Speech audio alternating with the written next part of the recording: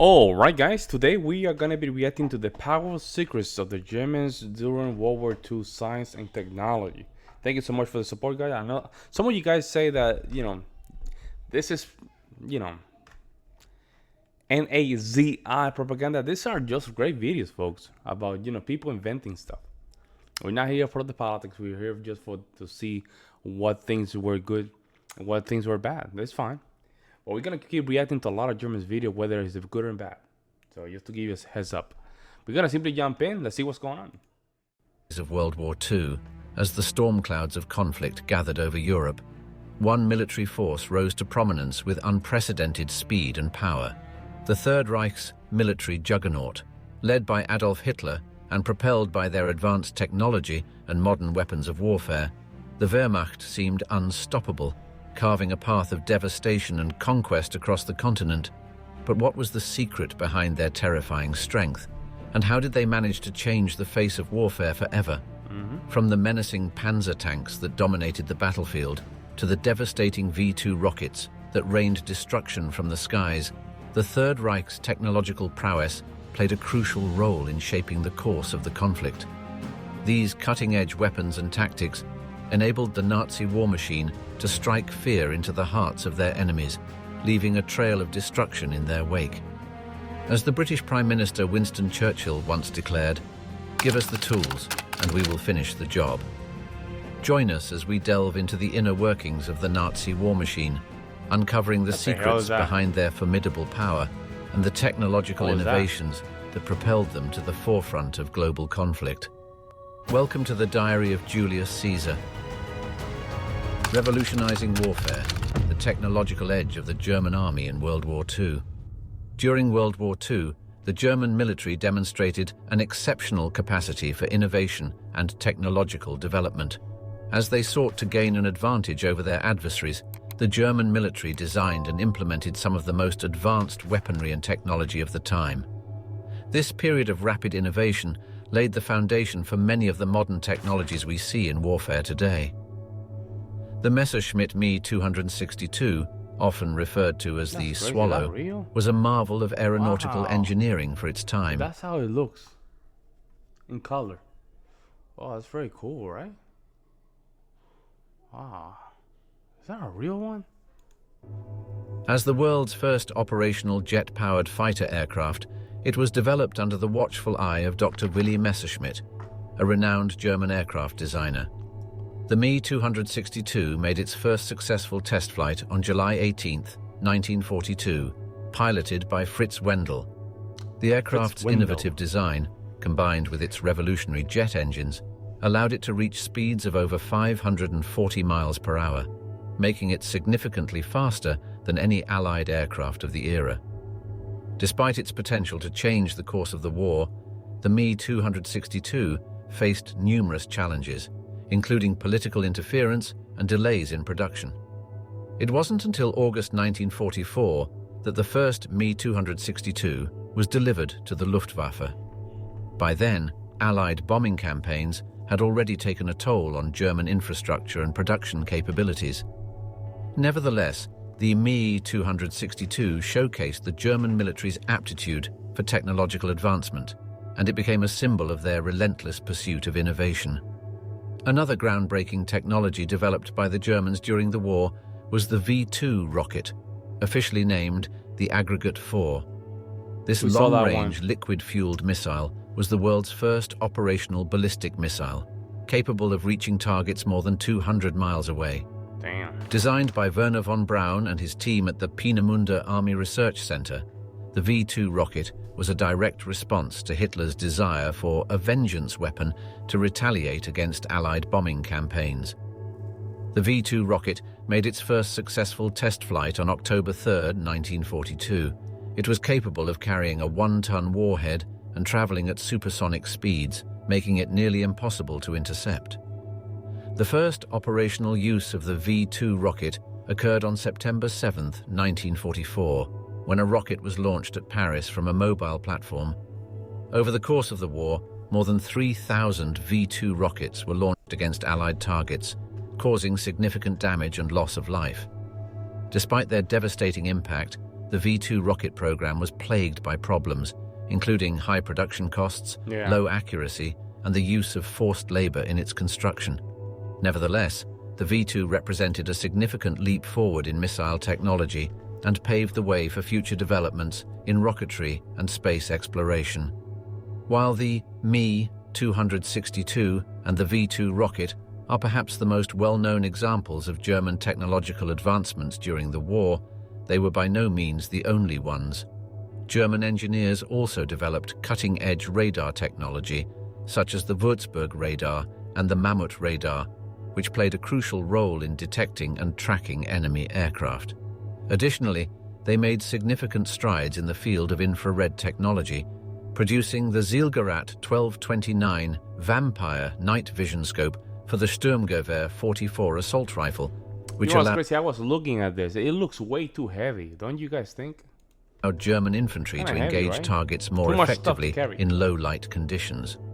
It is also worth mentioning the innovative Fritz X guided bomb, a precision-guided munition that was used to sink the Italian battleship Roma in September 1943. This early example of a smart bomb demonstrated the German military's forward-thinking approach to weapons development, which would later influence the development of guided munitions in the post-war era. One cannot discuss German technological advancements without mentioning the groundbreaking work of the German tank industry. The Germans produced some of the most advanced tanks of the war, such as the Tiger I and Tiger II, as well as the Panther tank. These armored behemoths featured thick, sloping armor and powerful guns that outclassed many of their Allied counterparts, striking fear into the hearts of enemy soldiers. Notably, German engineers also designed and built the world's first operational assault gun, the Sturmgeschütz III. This versatile armored fighting vehicle was initially intended to provide close infantry support, but soon evolved into an effective tank destroyer. Its low profile and powerful gun made it a formidable adversary on the battlefield. The German military's innovations extended beyond weaponry and technology to novel tactics and strategies that leveraged their cutting-edge equipment. For example, the Knickerbein radio navigation system was developed to guide German bombers to their targets in poor visibility and night conditions. This system, along with the X-Gerät and Y-Gerät navigation aids, was a precursor to modern GPS technology and enabled the Luftwaffe to carry out accurate bombing raids on British cities during the Blitz. The Iron Titans, the evolution and impact of German panzer tanks in World War II. Panzer tank. The story of the German panzer tanks begins in the 1930s, as the Weimar Republic and later Nazi Germany embarked on a quest to develop a new generation of armored fighting vehicles. Heinz Guderian, a visionary officer and one of the primary architects of the German tank corps, played a pivotal role in the development and tactics of these formidable machines.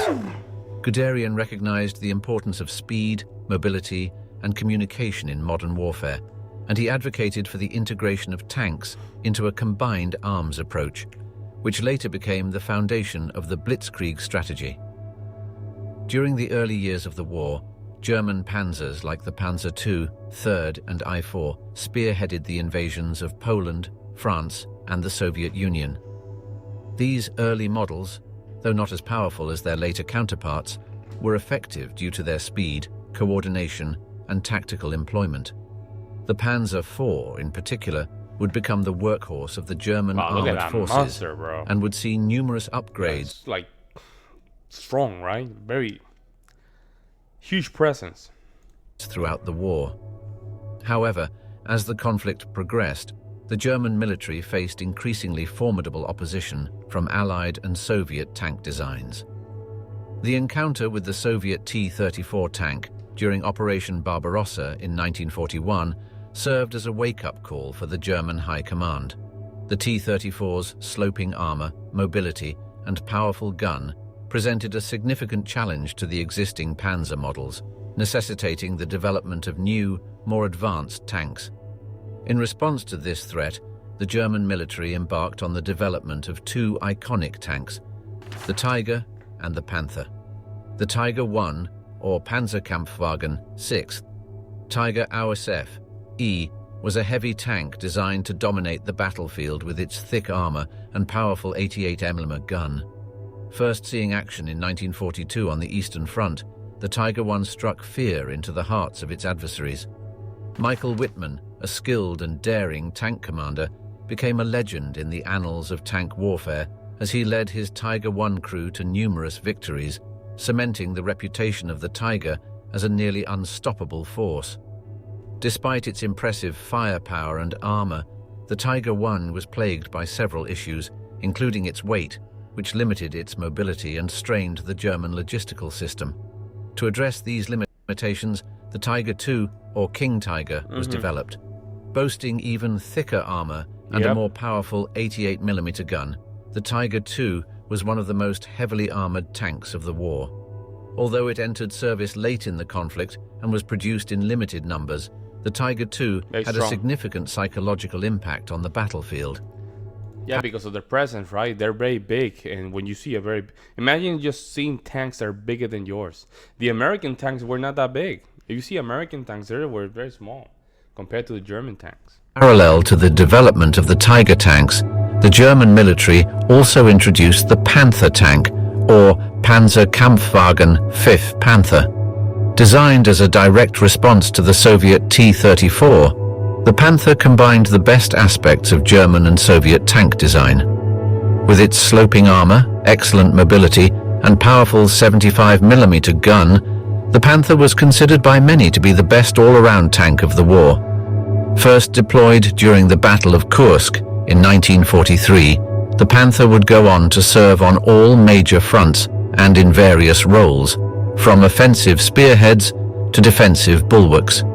One remarkable anecdote about the Panther tank occurred during the Battle of the Bulge in 1944. In a bold and deceptive move, the Germans disguised a number of Panthers as American M10 tank destroyers to sow confusion among the Allied forces. These ersatz M10s caused a temporary panic and forced the Allies to be more cautious in their advance. Despite their prowess on the battlefield, the Panzer tanks could not stem the tide of the war. As the Allies closed in on Germany from both the east and the west, the German war machine struggled to keep up with the demand for these advanced tanks. Hindered by shortages of raw materials, fuel, and skilled labor, as well as the devastating impact of Allied bombing campaigns, the production of Tigers and Panthers could not match the output of the Soviet and American tank industries. Yeah. Nonetheless, the legacy of the Russians and the Americans, they were in full economy, war economy, when it comes down to the tank production. So even though they were smaller, they can produce more, right? German Panzer tanks during World War II lives on in the annals of military history. The revolutionary tactics and design principles employed by the German military would go on to shape the development of tank warfare in the post-war era. Heinz Guderian's vision of a combined arms approach to warfare with tanks at its core became the blueprint for modern armored warfare. In the years following the war, the lessons learned from the Tiger and Panther tanks would be incorporated into new tank designs by nations around the world. The emphasis on a balance of firepower, armor, and mobility, as demonstrated by the Panther, became a cornerstone of tank design philosophy, influencing the development of iconic post-war tanks like the American M60, the Soviet T-54-55. See how small they are? They're just practical, right? Very small. And the British Centurion. Okay? Lightning unleashed, the birth and execution of the Blitzkrieg strategy in World War II. The Blitzkrieg strategy, which translates to lightning war, was a revolutionary military tactic that would come to define the German Wehrmacht during the early stages of World War II. The brainchild of innovative military strategists such as Heinz Guderian and Erich von Manstein, Blitzkrieg forever changed the face of warfare by emphasizing speed, surprise, and the concentrated use of mechanized forces to deliver rapid, devastating blows to the enemy. The seeds of Blitzkrieg were sown in the interwar years, as German military leaders studied the lessons of the First World War and sought to develop new tactics that would avoid the static, attritional nature of trench warfare. Drawing on the concepts of armored warfare pioneered by British strategist B.H. Liddell Hart and J.F.C. Fuller, Guderian and his contemporaries envisioned a fluid, mobile form of warfare that would rely on the coordination of tanks, infantry, artillery, and air support to swiftly penetrate enemy lines and encircle their forces. The first true test of the Blitzkrieg strategy came with the invasion of Poland in September 1939. German forces, led by panzer divisions and supported by waves of Stuka dive bombers, rapidly overwhelmed the Polish defenses, achieving a stunning victory in just over a month. Wow. Newsreels of German tanks rolling through the Polish countryside and Stukas screaming through the skies sent a clear message to the world. A new era of warfare had arrived. The following year, the German military would take the Blitzkrieg strategy to the next level during their invasion of France and the Low Countries. In a daring move, Manstein proposed a bold plan, later known as the Sichelschnitt Plan, to focus the German attack through the dense Ardennes forest, a region considered impassable by the French High Command. As German panzers, led by General Guderian, raced through the Ardennes and crossed the River Meuse, they caught the French and British forces completely off guard. By the time the Allies realized their mistake, it was too late. German forces had already broken through the Allied lines and were rapidly advancing towards the English Channel. In a desperate attempt to halt the German onslaught. Now that you think about it, you're in England, you're a British person, and this war just getting closer and closer to your shores, man. Scary stuff. The British Expeditionary Force and French troops mounted a valiant defense at the Battle of Arras on May 21st, 1940. Though they inflicted heavy casualties on the German forces, the counterattack was ultimately unsuccessful. Were forced to retreat to the coastal town of Dunkirk. The lightning-fast advance of the German forces had encircled and trapped the bulk of the Allied forces in Europe, culminating in the dramatic evacuation of over 330,000 soldiers in Operation Dynamo. The success of the Blitzkrieg strategy in Poland and France stunned the world and established the German military as a seemingly unstoppable force. However, the limitations of the Blitzkrieg would become apparent as the war dragged on. In the vast expanses of the Soviet Union, logistical difficulties and harsh weather conditions would test the limits of the German army's mobility and supply lines. Furthermore, as the Allies began to adapt to the tactics of the Blitzkrieg and develop countermeasures, the German military found it increasingly difficult to replicate the stunning victories of the early war years. The Dark Vanguard, the Waffen-SS, and their role in the German war effort. Born from the shadows of the Nazi regime, the Waffen-SS stands as one of the most controversial and storied military organizations of the Second World War. Originally established as the armed wing of the Schutzstaffel, the Waffen-SS would evolve into a formidable fighting force, renowned for its fierce combat prowess and unwavering loyalty to Adolf Hitler. However, the dark legacy of the Waffen-SS, tainted by war crimes and its role in the Holocaust, casts a somber shadow over its battlefield accomplishments. The genesis of the Waffen-SS can be traced back to the early 1930s, as Heinrich Himmler, the head of the SS, sought to create a reliable and loyal force to protect the Nazi regime. Initially composed of a small number of hand-picked men, the Waffen-SS would expand rapidly following the outbreak of the war. By the conflict's end, the organization would boast over 900,000 members, representing a diverse array of nationalities and ethnicities drawn from across occupied Europe. The Waffen-SS distinguished itself on the battlefield through its rigorous training, high morale, and dedication to the Nazi cause. Notable Waffen-SS divisions included the Leibstandarte SS Adolf Hitler, Das Reich, Totenkopf, and the infamous 12th SS Panzer Division Hitler Jugend.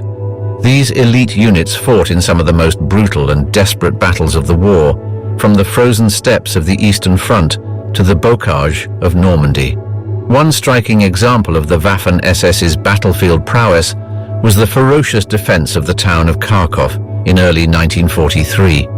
After suffering a series of setbacks in the Soviet Union, the German military was in retreat. However, the SS Panzer Corps, led by the charismatic and ruthless Paul Hauser, mounted a daring counter-offensive, recapturing the strategic town from the advancing Red Army. This victory, though fleeting, bolstered German morale and earned the Waffen-SS a reputation as tenacious and skilled fighters. Another noteworthy episode in the history of the Waffen-SS unfolded during the Battle of the Bulge in December 1944. In a desperate attempt to reverse the tide of the war, Hitler launched a massive offensive in the Ardennes forest with the aim of splitting the Allied lines and capturing the vital port of Antwerp. Spearheading the attack were several elite Waffen-SS divisions, including the 1st SS Panzer Division, Leibstandarte SS Adolf Hitler, and the 12th SS Panzer Division, Hitlerjugend. These units, motivated by a fanatical... I'm just locked in. My bad, folks. I'm just locked in. I'm just getting it all in. I'm just getting it all in. Because there's so much information, right? And a lot of things I didn't know.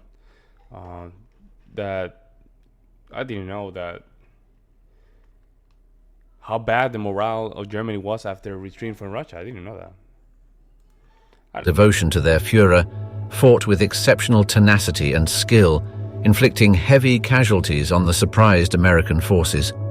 Yet, the Waffen-SS's reputation for battlefield prowess cannot be separated from the atrocities committed by its members.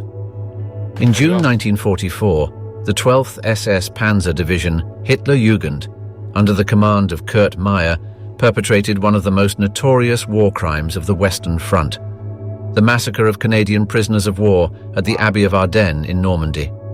This horrific act, alongside other incidents of brutality and war crimes committed by Waffen-SS units, would forever stain their legacy. In the twilight of the Third Reich, the Waffen-SS would be called upon to defend the crumbling Nazi regime from the advancing Allied forces. In the Battle of Berlin, the last desperate stand of the German military, remnants of the once proud Waffen-SS fought fiercely to the bitter end, demonstrating a fanatical devotion to their cause, even in the face of certain defeat. That's crazy. The fanatical devotion and determination that had defined the Waffen-SS throughout the war would prove to be both their strength and their fall. That's crazy, man. Now you're literally just until the end. I mean, that's a different spirit. Their undoing. As the dust settled on the ruins of the Third Reich, the surviving members of the Waffen-SS faced a reckoning for their actions during the war. Many high-ranking officers, including Hauser, were tried and convicted for their roles in war crimes and crimes against humanity. In the years that followed, the true extent of the Waffen-SS's involvement in the Holocaust and other atrocities would come to light, casting a dark pall over their battlefield achievements. Silent predators of the deep, the U-boat campaign, and the Battle for the Atlantic. The Battle of the Atlantic, waged between the German Kriegsmarine and the Allied navies, was a crucial and bitterly contested struggle that would determine the fate of the free world. At the heart of this deadly contest were the U-boats, the menacing underwater predators that relentlessly stalked the shipping lanes of the Atlantic, seeking to sever the lifelines that sustained the beleaguered British Isles. The tale of the U-boat campaign is one of courage, sacrifice, and technological innovation, as both sides desperately sought to gain the upper hand in this titanic struggle beneath the waves. The backbone of the German U-boat fleet was the Type 7 submarine, a versatile and robust platform that would prove to be a deadly menace to Allied shipping throughout the war. Armed with a potent array of torpedoes and a powerful deck gun, the Type 7 was a formidable adversary, capable of stalking and sinking even the most heavily defended convoys. At the helm of these undersea hunters were men like Otto Kretschmer and Günther Prien, U-boat aces whose daring exploits and lethal efficiency earned them the admiration of their comrades and the dread of their enemies. The U-boat campaign reached its zenith during the period known as the Wow, look at that. That's crazy, man. Look at that. Amazing, right? Happy Time, which lasted from July 1940 to October 1941. During this period, the German submarines, operating in wolf packs, inflicted heavy losses on the Allied convoys, sinking millions of tons of vital war material and bringing Britain to the brink of starvation. The words of Admiral Karl Donitz, the mastermind of the U-boat campaign, echoed ominously in the minds of the beleaguered British. The only thing that will bring England to her knees is the cutting of her seaways. Yet the tide would soon turn against the U-boats as the Allies introduced new technologies and tactics to counter the threat posed by these silent predators. The advent of radar, high-frequency direction-finding HUF-DUF, and long-range aircraft equipped with airborne surface search radar and depth charges gave the Allies a newfound advantage in the battle for the Atlantic. As losses mounted, the U-boat crews faced increasingly desperate odds, with 3 out of 4 submariners never returning from their perilous missions. In a bid to regain the initiative, the Germans introduced the revolutionary Type Sugimtan Electroboot submarine, a technological marvel that boasted advanced hydrodynamic design, a highly efficient snorkel system, and a greatly increased underwater speed. The Type WW2, with its ability to remain submerged for extended periods and evade detection, represented a quantum leap in submarine technology and posed a significant threat to the Allied war effort. However, the Type WW1 would arrive too late to change the course of the war. Plagued by production delays and a lack of experienced crews, the Electroboot saw limited action and failed to make a significant impact on the outcome of the U-boat campaign. As the Third Reich crumbled under the relentless onslaught of the Allies, the surviving U-boats would be scuttled or surrendered, marking the end of the once feared U-boat fleet. Soaring Eagles, the Luftwaffe's tactical innovations and aerial supremacy. As the clouds of war gathered over Europe in the late 1930s, the newly formed Luftwaffe, the German Air Force, emerged as a potent instrument of Nazi aggression. Under the watchful eye of Hermann Göring, the Luftwaffe adopted a series of innovative tactics and cutting-edge aircraft that would transform the nature of aerial warfare and leave a lasting impact on the history of aviation. The story of the Luftwaffe's tactics is one of daring innovation, bitter struggle, and the indomitable spirit of the men who piloted the warplanes of the Third Reich. The Stuka dive bomber, officially known as the Junkers Ju-87, became the embodiment of the Luftwaffe's tactical innovations. Engineered to deliver pinpoint bombing accuracy, the Stuka's signature tactic was a steep, near-vertical dive that allowed it to release its deadly payload with devastating precision. This fearsome weapon was piloted by men like Hans-Ulrich Rudel, the most decorated Luftwaffe pilot of the war, whose relentless attacks on Soviet tanks earned him the moniker the Eagle of the Eastern Front. The Stuka's effectiveness was further enhanced by its chilling psychological impact. Equipped with sirens, dubbed Jericho trumpets, the Stuka's piercing wail Jericho struck trumpets? terror into the Wow. hearts of its enemies, Jericho trumpets. What are you talking about? shattering morale and spreading panic across the battlefield.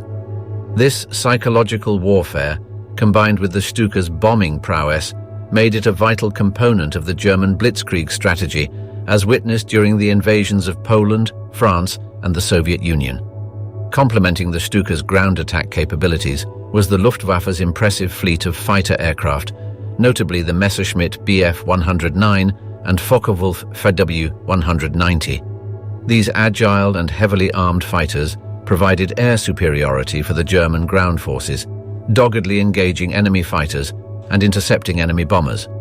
The Bf 109 and FW-190 pilots, such as the legendary Erich Hartmann, who scored a staggering 352 aerial victories, and the charismatic Adolf Galland, who led the Luftwaffe's fighter arm, became the stuff of legend, their aerial exploits fueling the mythos of the Luftwaffe's invincibility. The Luftwaffe's tactical innovations extended beyond the aircraft themselves, encompassing a sophisticated approach to command and control. Utilizing a flexible and decentralized system, German pilots were granted a high degree of autonomy in the heat of battle, allowing them to rapidly adapt to changing circumstances. So they were allowed to hey, you're doing this flying stuff, we're gonna allow you to do whatever the hell you want, right? As long as it works, right? They have some freedom. And seize the initiative. This agile command structure, coupled with the superior performance of their aircraft, granted the Luftwaffe a significant advantage in the early years of the war. Yet, as the tide of war turned against the Third Reich, the Luftwaffe found itself increasingly overmatched by the sheer industrial might of the Allies and the rapidly advancing technology of their adversaries. Despite the introduction of advanced... People still riding the I think it's a locomotor, I think it is. Locomotor. The train, the little train thingy for the public transportation. While the entire city is just in ruin. That's crazy. That's culture. I'm gonna be honest here, folks. This is culture. This is no matter what happens in the outside, right? You're still moving forward. You're still making sure that things are moving forward. That's crazy. Aircraft, such as the Messerschmitt Me 262 jet fighter, the Luftwaffe could not stem the tide of the Allied air campaign, which laid waste to German cities and crippled the Reich's war machine. The gears of war, the unsung heroes of German logistics, and the Opel Blitz. Behind every victorious army lies an intricate and often overlooked network of logistics and supply lines, ensuring that the machinery of war remains well-oiled and ready for battle. The German army of World War II was no exception, with its efficient logistics and innovative vehicles playing a crucial role in sustaining its fighting capacity throughout the conflict. The story of German logistics is one of ingenuity, adaptability, and the tireless efforts of the unsung heroes who kept the wheels of war turning in the face of overwhelming odds. The German army's logistical prowess can be traced back to the interwar period, when military planners and engineers, such as General Erich von Manstein and Heinz Guderian, devised innovative strategies for rapidly mobilizing and deploying their forces. This emphasis on speed and mobility was reflected in the design. And this is what German ingenuity comes around. We reacted to one of these Jeep half tank thingies, right? They're just being practical. This is all practicality. Of the German army's transport vehicles, which were tailored to meet the demands of modern mechanized warfare. One of the most iconic and versatile vehicles of the German army was the Opel Blitz, a light truck that formed the backbone of the Wehrmacht's logistical operations. Capable of transporting a wide range of cargo, from ammunition and fuel to troops and supplies, the Opel Blitz proved its worth in a variety of roles, earning it the nickname the workhorse of the Wehrmacht. Wow. The Blitz's rugged construction and powerful engine ensured that it could traverse even the most challenging terrain, making it indispensable in the unforgiving environments of the Eastern Front and the deserts of North Africa. The Opel Blitz's role in maintaining the German army's fighting capacity cannot be overstated. With the supply lines stretching across thousands of miles, the Blitz played a vital role in ensuring that frontline units received the necessary supplies to continue the fight. The reliability and versatility of the Opel Blitz also allowed it to be adapted for specialized roles, such as mobile workshops, field kitchens, and radio communication vehicles, further enhancing its utility on the battlefield. The German army's logistical capabilities were further augmented by the use of captured enemy vehicles, which were often pressed into service to bolster the Wehrmacht's supply lines. This pragmatic approach to logistics allowed the Germans to adapt to the ever-changing demands of war as they sought to exploit every available resource in their struggle for survival. Yet as the war dragged on, the German army's logistical network began to show signs of strain.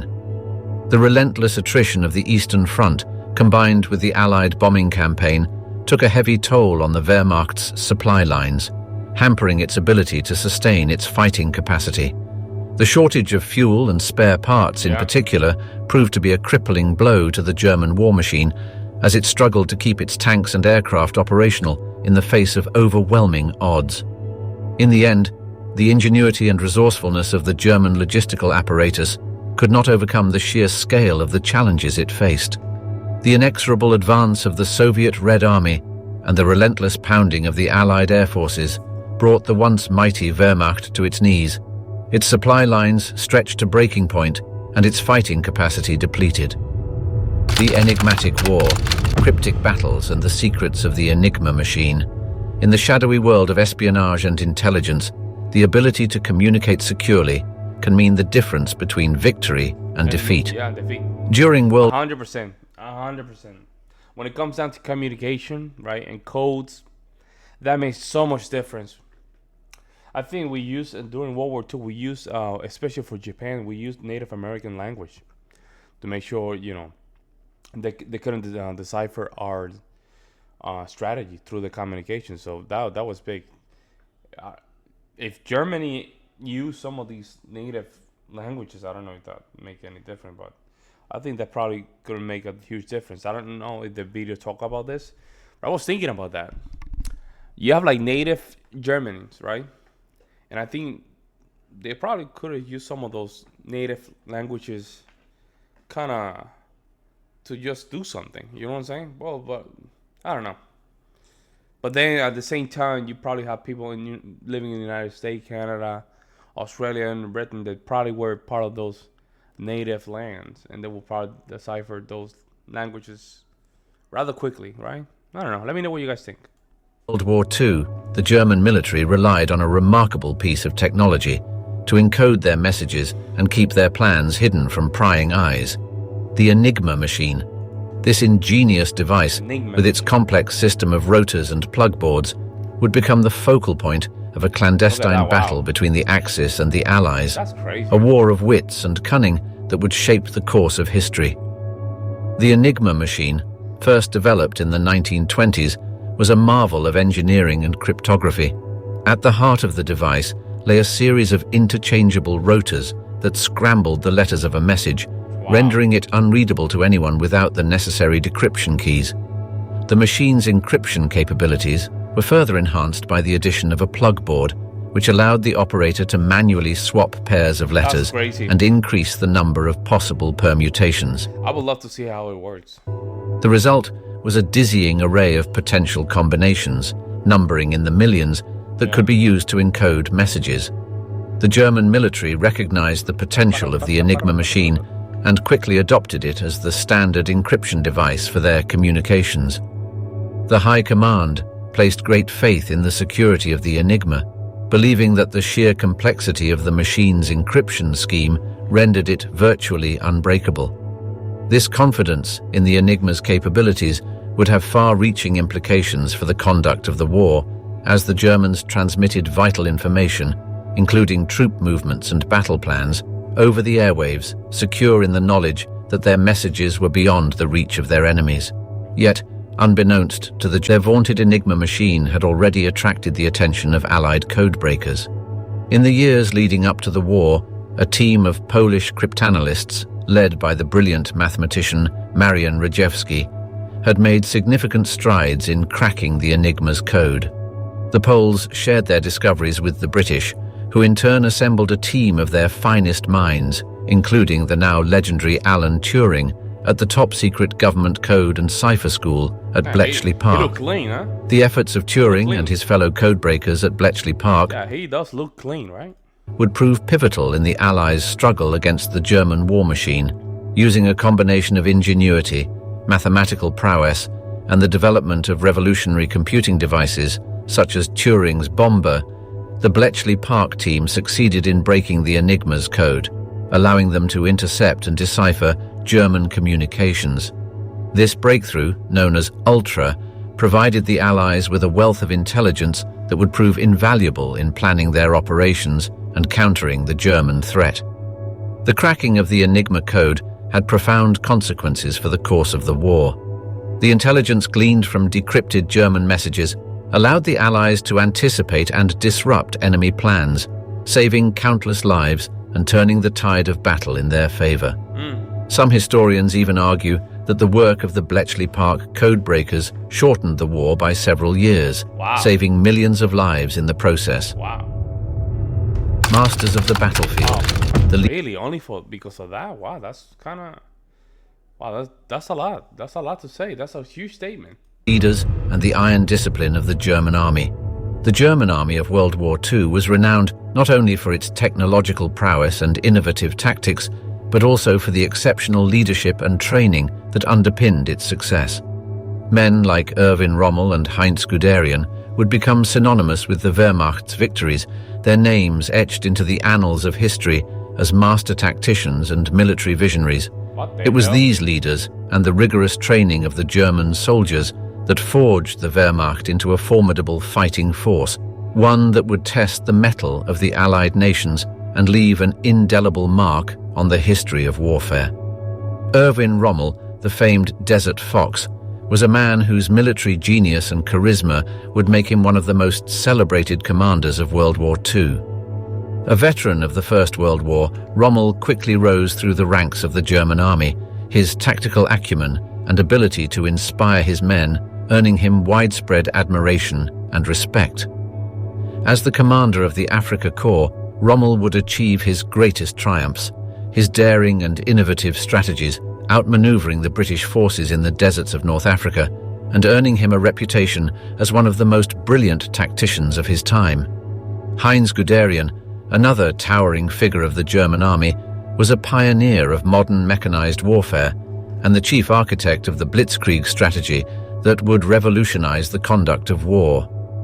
Guderian's insights into the potential of armored warfare, as detailed in his influential book Achtung Panzer, would serve as the blueprint for the German army's stunning victories in Poland, France, and the Soviet Union.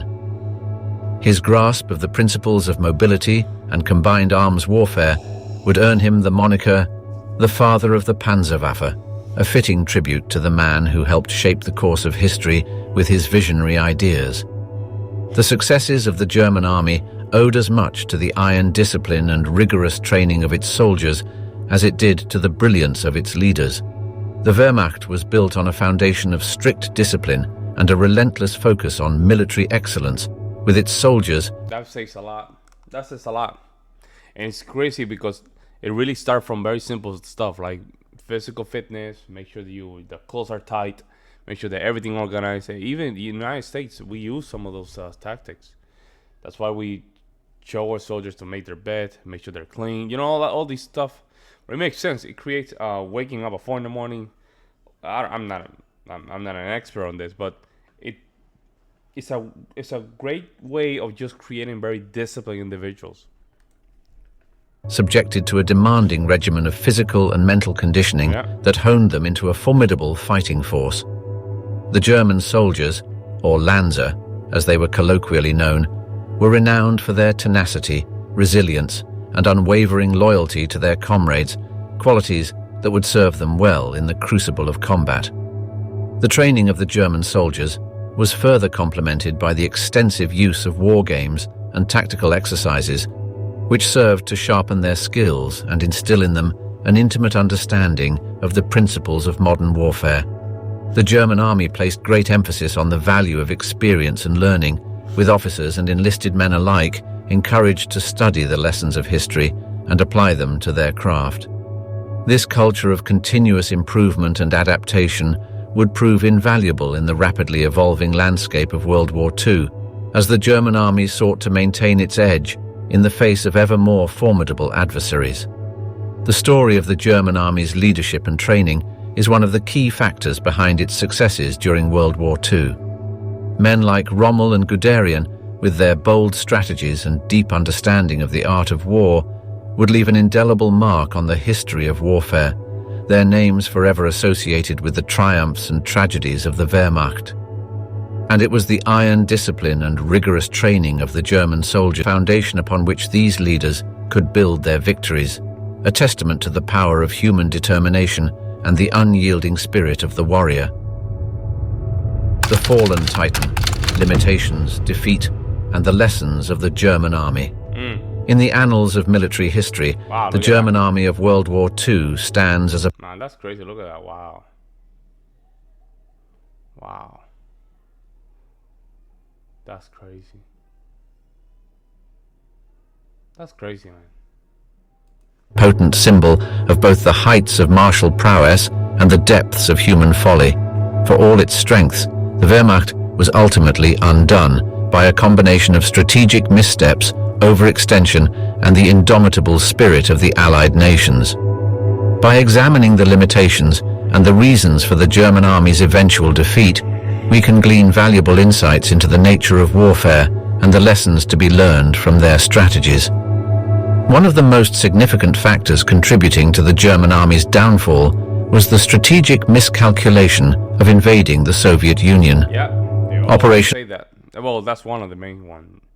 If they, I'm not saying that'll be good, but if they just took some of the land and just back off a little bit, that'll be fine. But Barbarossa, launched on June 22, 1941, marked the beginning of a brutal campaign that would eventually stretch the Wehrmacht to its breaking point. The vast distances, harsh climate, and tenacious resistance of the Soviet forces would take a heavy toll on the German army, sapping its strength and diverting valuable resources away from other theaters of the conflict.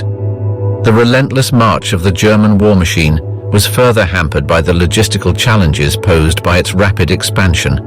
The Wehrmacht's initial success in conquering vast swathes of territory proved to be a double-edged sword as the overstretched supply lines struggled to keep pace with the front lines. This issue was particularly acute on the Eastern Front, where the German army's drive towards Moscow and Stalingrad would be hindered by the scarcity of fuel, ammunition, and other vital supplies. The logistical difficulties faced by the Wehrmacht would only worsen as the tide of the war began to turn against them, with the Allied bombing campaign targeting Germany's industrial heartland and crippling its capacity to wage war. Another critical factor in the German army's defeat was the sheer resilience and determination of the Allied nations. The United States, the Soviet Union, and the United Kingdom, among others, would prove to be formidable adversaries.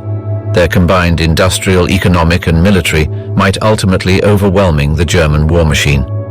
The Allies' ability to mobilize vast quantities of men and material, coupled with their unwavering commitment to the cause of victory, would tip the scales in their favor and pave the way for the eventual liberation of Europe.